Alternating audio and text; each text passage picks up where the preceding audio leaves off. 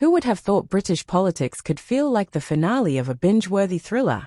Just when you thought you could predict every twist and turn, along comes Nigel Farage with a plot twist that leaves the old guard gasping for breath. The Conservative Party, once the unshakable pillar of Westminster, is suddenly wobbling like jelly on a roller coaster. And Farage is at the center of it all, grinning like a cat that's not just got the cream, but the entire dairy.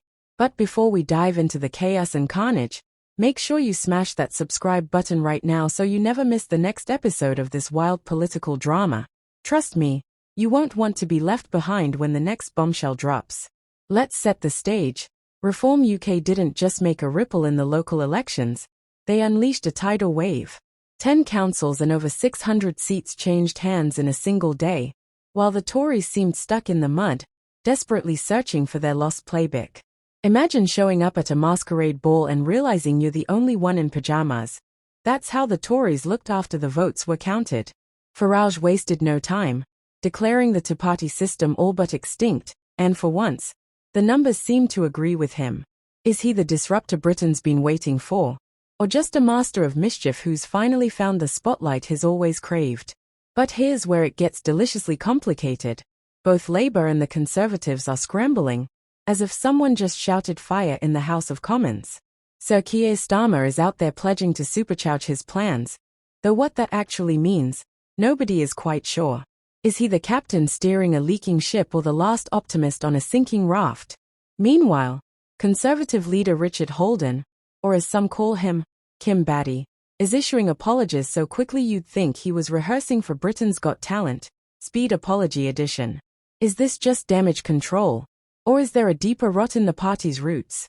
And then, in a move fit for a political trivia night, Reform UK clinched Runcorn and Helsby by, wait for it, 6 votes.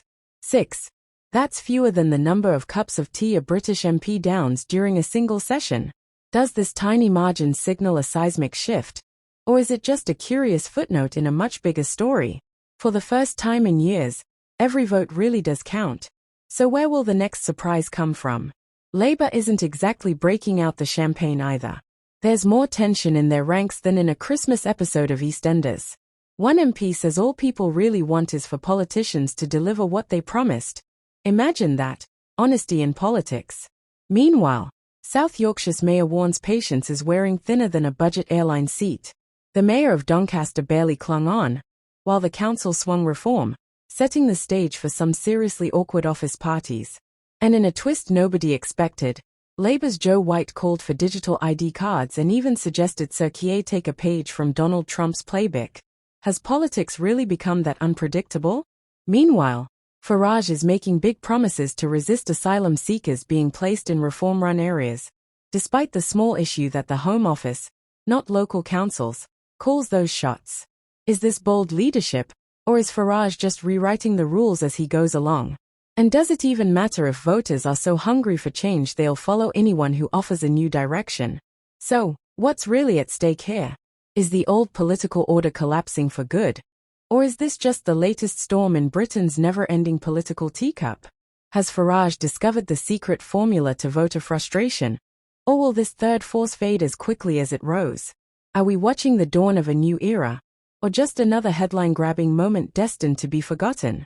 Now, I turn the question to you. Is this the end for the Tories? Can Labour rise above the chaos? Or is Reform UK about to rewrite the rulebook for good? Drop your hottest takes and wildest predictions in the comments below. Let's get this debate started.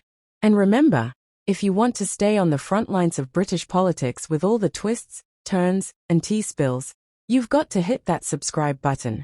No matter your colours, red, blue, or Reform's mystery shade, this is where the real story unfolds. Catch you in the next episode.